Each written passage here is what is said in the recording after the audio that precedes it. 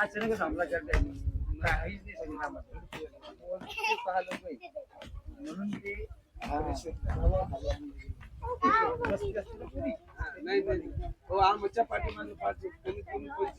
मनपा तुमच्या घर का बरं तोडले?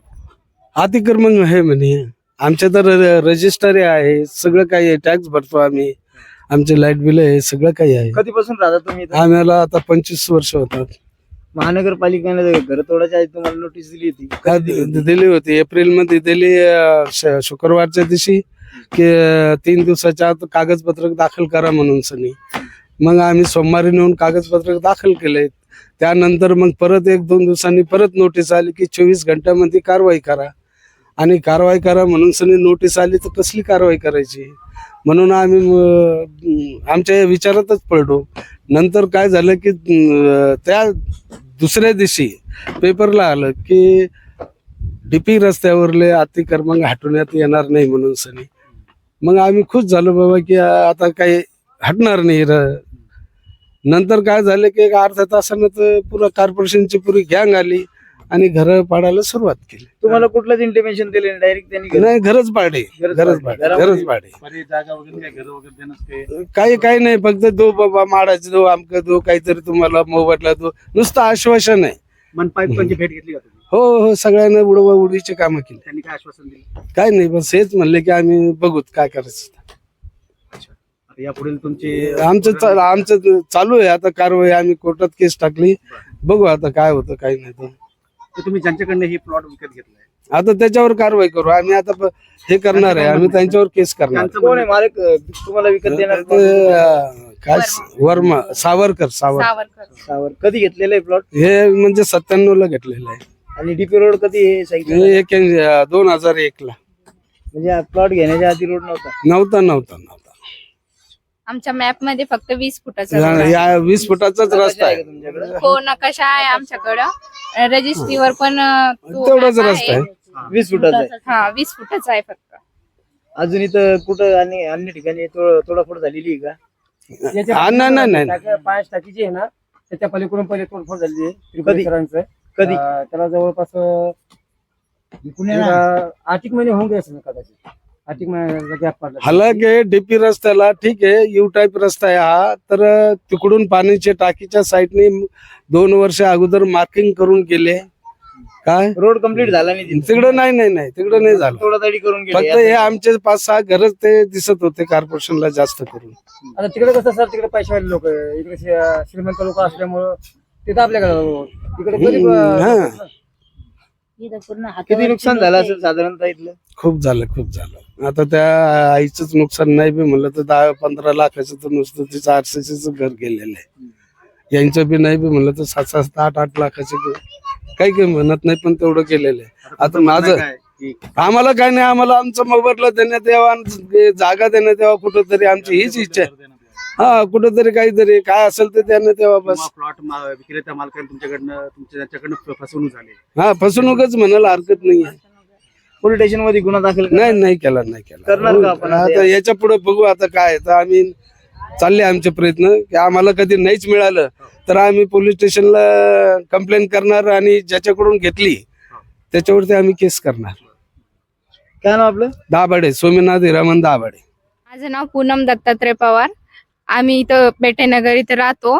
ते महानगरपालिकेचे लोक आले आणि त्यांनी आमचं घर पाडून दिलं. त्यांनी एकदम शॉर्ट नोटीस दिली होती आम्हाला की, आणि पाडायच्या वेळेस ते संध्याकाळी आले शनिवारी, आणि सोमवारी पाडले त्यांनी घर. म्हणजे ज्या रोजी मंगळवारी दिवस असलं का त्या रोजी येऊन गेले आणि घर पाडून गेले. सुट्टीच्या दिवशी पाडलं? नोटीस नाही, दिली. नोटीस दिली. रविवारी दिली. शुक्रवारी नोटीस संध्याकाळी 7 वाजता दिली आणि सोमवारच्या शनिवारी दिवशी त्यांनी कारवाई केली. म्हणजे तुम्हाला कोर्टामध्ये जाण्याची पण त्यांनी नाही काहीच नाही. आणि ज्या दिवशी शासनाचं म्हणजे कामच ज्या असतं, वेळेला सुट्ट्या पावसाने म्हणजे काम करायचं. ड्युटी संपते महानगरपालिकेची, त्यावेळेस येतात ते आणि नोटीस देतात.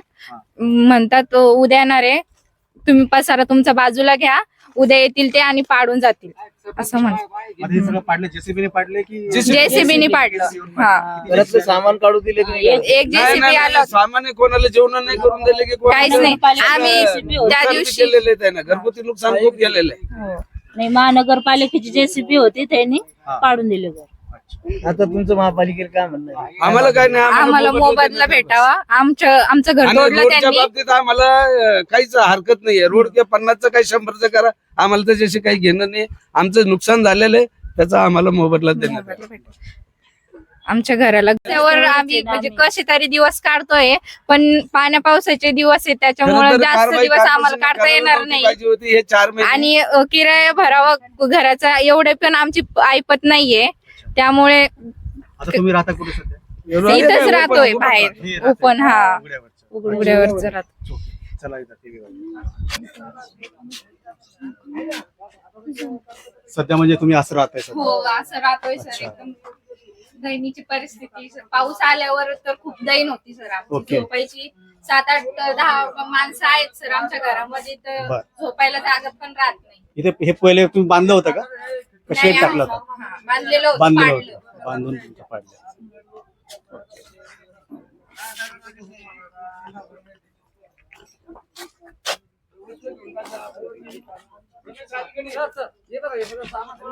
हो हो.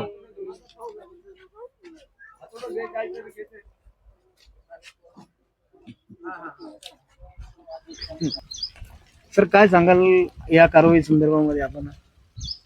सर आता जे महानगरपालिकेच्या लोकांना नोटीस आम्हाला बजावल्या पहिल्या, जी नोटीस आम्हाला दिली त्यांनी फक्त नोटीस अशा पद्धतीची दिली की तुमचे कागदपत्र महानगरपालिकेला दाखल करा. बर, ती कागदपत्र आम्हाला त्यांनी शनिवारच्या संध्याकाळच्या 7:30च्या दरम्यान मध्ये दिली आणि 7:30च्या दरम्यान मध्ये दिल्या. तिसऱ्या दिवशी संध्याकाळी परत आणखी 7-7:30च्या दरम्यान एक नोटीस दिली. काय नोटीस दिली? ती अशा पद्धतीची नोटीस दिली की तुम्ही जे तुमचे डॉक्युमेंट जे आहे, जागेची रजिस्ट्री असेल किंवा तुमच्या घराचे टॅक्स वगैरे असेल, तर ह्या सगळ्या पावत्या त्यांनी आम्हाला जमा करायचं सांगितल्या. मग आम्ही ते आमचे कागदपत्र जे काय असतील आमचे, तर ते आम्ही सगळे महानगरपालिकेच्या ऑफिसमध्ये घेऊन गेलो. बरं, तिथे घेऊन गेल्यानंतर मग आता यांनी मग आम्हाला ही नोटीस नाही दिली की तुमच्या घरावर आता उद्या हातोडा पडणार आहे. ही नोटीस आम्हाला काही दिली नाही. डायरेक्ट येऊन त्यांनी डायरेक्ट हे दुसऱ्या दिवशी आले 24 घंट्यामध्ये यांनी डायरेक्ट आमच्या घरावर यांनी हातोडा मारण्याचा प्रयत्न केला. कमीत कमी आहे ना आम्हाला महिनाभराची एखादी साईट द्यायला पाहिजे होती, कारण आमचं जे सामान आहे आता एक आता तुम्ही कुठे राहता मग? मी आता सध्या तुमच्या समोरच आहे बघा, जागाच नाही मला. हे माझं सामान आहे, हे मी भाजीपाल्याचा धंदा करतो. माझ्या पाठीमागं 7-8 लेकरं आहे आणि ते बी खूप बारीक बारीक लेकरं. आणि बरेचशे लोकांना माहिती आहे, सर्वांना माहिती आहे की ह्या सदाफुले भाऊच्या पाठीमागं बारीक बारीक लेकरं.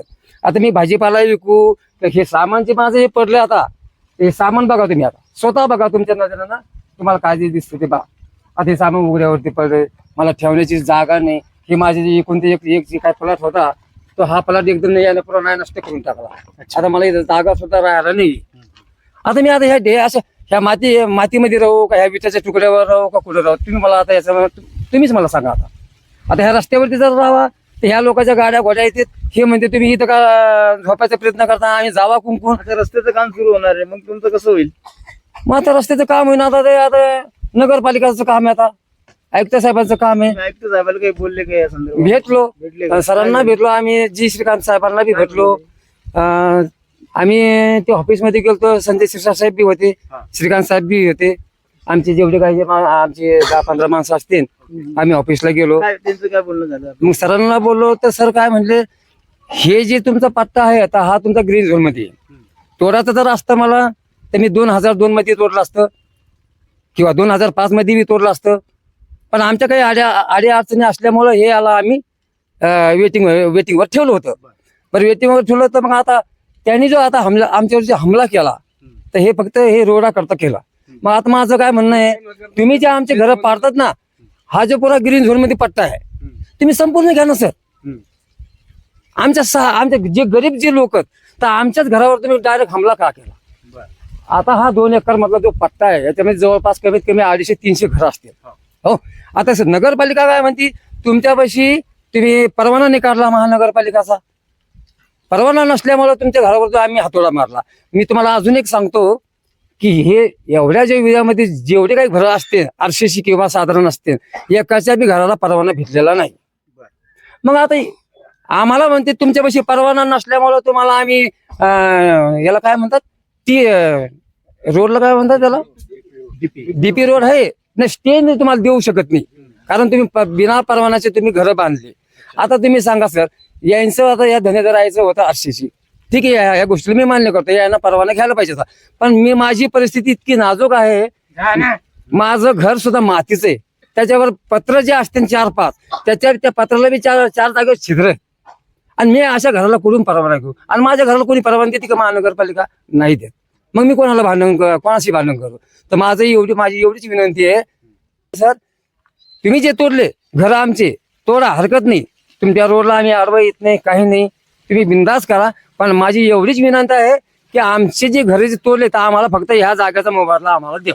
आमच्या प्लॉटाला लागून प्लॉट द्या आणि साधारण आमचे जसे घर आहेत तसंच आम्हाला बांधून द्या किंवा त्याचे पैसे काय जे येते हिशोबाप्रमाणे ते आम्हाला देऊन टाका एवढी माझी विनंती. मागणी अगर पुढे मान्य न झाल्यास तुम्ही काय कारवाई करा सर मग आता सरांनी जर आमची मागणी मान्य जर नाही केली तर मग आम्हाला त्या गोष्टीला काही विलाज नाही आम्हाला पोलीस स्टेशनची पायरी धरावं लागेल आणि कमिशनर साहेबाला आम्हाला याची विनंती करावं लागेल की सर आमच्यावर अन्याय झालेला आहे आमची लेकरं बाळ होऊन आता ते माझा हे बघा हे पसारा बघा हे भाजीपाला ऐकणारा माणूस आहे मी आणि